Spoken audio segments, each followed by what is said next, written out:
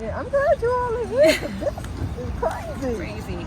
But you were telling me a little bit about you and your needs and Metro Access and all that And stuff. the Metro Access, they have to find a way to park because I take Metro Access a lot. So when they drop me off, they're like fussing because they have nowhere to drop me off at. And just the other day, a bike got out of a cab and a bike went zooming by when I opened the door. And then my biggest fear, I just had knee surgery 5 months ago. And my biggest fear is I'm going to get hit by one or trip over one leg. Yeah, they have to. They definitely have to go. She was saying before they could pull up to the curb and drop her off. Yeah, right here. Yeah. They drop me off. Now they can't. They got to park right here. And those cars over there, they're blowing. Okay, what's going on? But yeah, they need to go to the edge to get on the bus, and the bikes are still coming behind you. So they don't stop? Sometimes they don't know.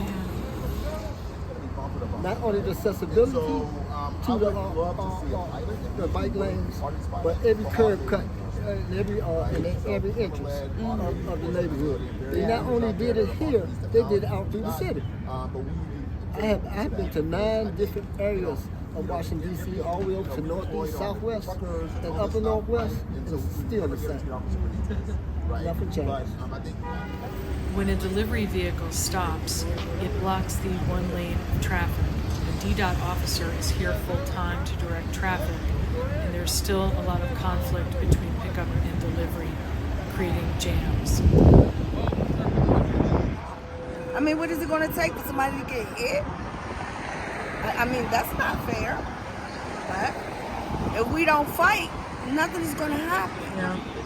Like I said, you got a lot of people in here, they're scared to fight. And I understand that, but I'm not. What are people scared of, you think? Becoming targets. She's lived here since about 2019. And you were telling us This thing is dangerous. It shouldn't be here. Because we have to go inside here and park. And if I have groceries, I can't stay out there because you got to go over there and park. If any friends or something, $10. Everybody don't have $10. I get no visitors because they had nowhere to park. It's really horrible. I already fell over one of them damn bricks there. so you were dropped off and then getting out you fell?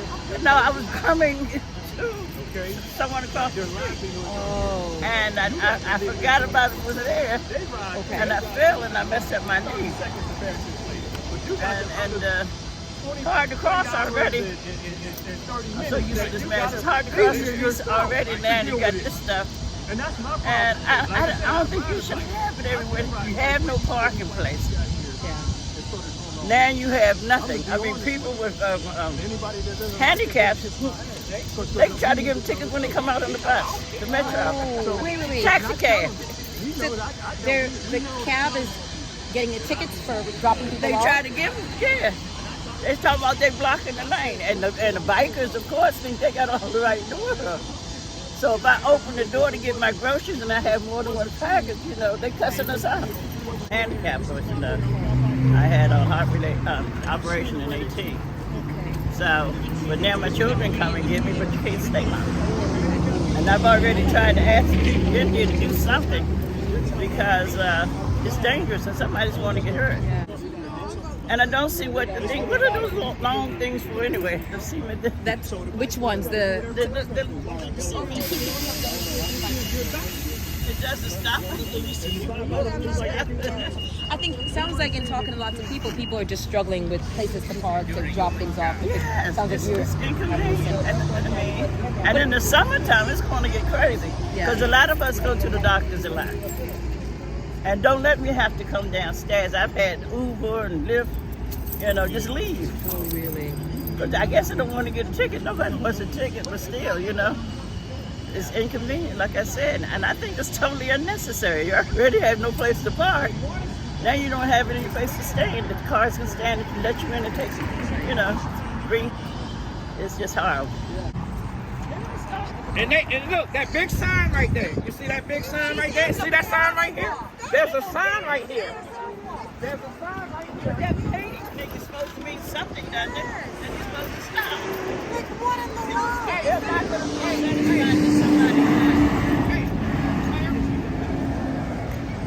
See this sign right here? See this sign right here? And they were supposed to stop. Do the bicycles stop for people? No, No. nobody stops. It's ridiculous. Somebody's going to end up getting killed, God forbid. You know what I mean? And seriously hurt. There's a big sign right here that says pedestrian walking in neon yellow. You know, there's a big sign right there that says it. It's a very, very big inconvenience because I feel as though that, I mean, we should have had a vote. I understand that bike riders should have a bike lane too. That's understandable, but it also cuts out lanes in the street. They block the pedestrian walkway right here. They're not supposed to do that. So if most people don't have a garage car, we have to be let off right here under our, groceries or transportation or whatever. And it just made it hard. Right there where that little line is at, right, is used to be parking space for us. Right. Okay.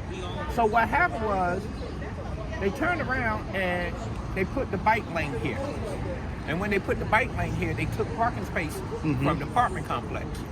Yeah. Okay. That's in violation. As a disabled person declared by the federal government, I know it's in violation. Now let me ask you this: how many other disabled people do you know of that live in this building? Too many. Too many. A lot. Too many. A lot. Yeah. And you only have 2 handicap spaces for the whole building. 2. There's one upstairs and there's one downstairs. And there's none out here. There's no handicap parking spaces out here at all. Now, if you move further down the street, as you go down by what's that? Bus Boys and right. Boys, Yeah. you have to go to handicap parking spaces. I counted. There's on the whole block. There's 4. Right, but that's nothing. That's still not Yeah, that's justifying. on the whole block. There's only 4. That's still on not that, justifying the disabled people that has either placards or actual handicap tags. Right. And I'm one of them. Yes.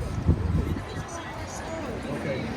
This is why we're doing this. This is why we're going around to talk to people to get first-hand stories, accounts to show the mayor, Department of Transportation, and the council members that this is what's happening and how a lot of these bicycle lanes are in violation of the ADA compliance laws. And that's true. This is exactly why we're doing this, and also to show how there's a racial disparity here It is. on how they treat people. It is, and I'm one of them. I feel, okay, so like now that they put the bike lanes out here, okay, you see how this cab just pulled up? This cab used to be able to come up closer to the curb and let people be able to get in and out of the building. Not only by them putting the bike lane there, now that cab is blocking traffic. And they're putting that person in the path of the bicycle riders and the scooter riders into the cab. I've been, just like you just heard that gentleman cuss, I was coming across the street one day, and the guy yelled, "You're walking in the bike lane." And you know what I told him? I'm handicapped. Okay? I had my walker.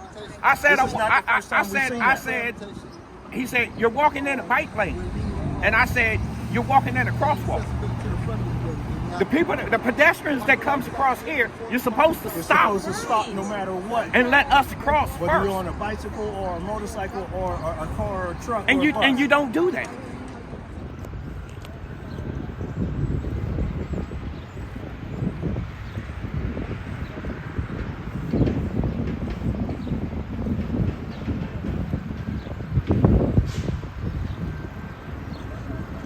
Explaining what's happening when the bus pulls up. Go ahead, When the bus pulls up and it blocks the entrance right for cars to, while cars, stop cars and they sit still, the person that want to make a right turn like this guy doing right now will go around the bus. Causing to have an accident on the other side of the street, because on that side of the street going northbound, they come around and also make a right turn on red. So DDOT didn't do their study too good. That causes collisions. And I've seen 2 of them happen so far on this block. Thank God nobody got hurt. A few days after this interview was filmed, a pedestrian was killed by a vehicle in a hit-and-run accident just a few feet from where we're located on New Jersey. You have to use your own intellect on the traffic directions. You got to use your common sense when you want to make a turn. You know, the light got the right timing on it, but the people get impatient. So therefore, that causes a lot of confusion. People get impatient and then take off and then stop and cause accident. You know, it's something how they did this. Sometimes you have to walk all the way down to the next block. And all these roundabouts in the city is not helping them. We got roundabouts, Connecticut Avenue, bad enough for them to mess around and do 3 lanes going around in a circle. Same thing. Yeah. So, I'm very aware of the city, right? Since I've been in Washingtonio, right? I drove around in this city as the ASC commissioner. I had looked at the bike lane that DDOT placed down, and I could see no way that they did a fully impact study on these bike lanes. Let's go up there.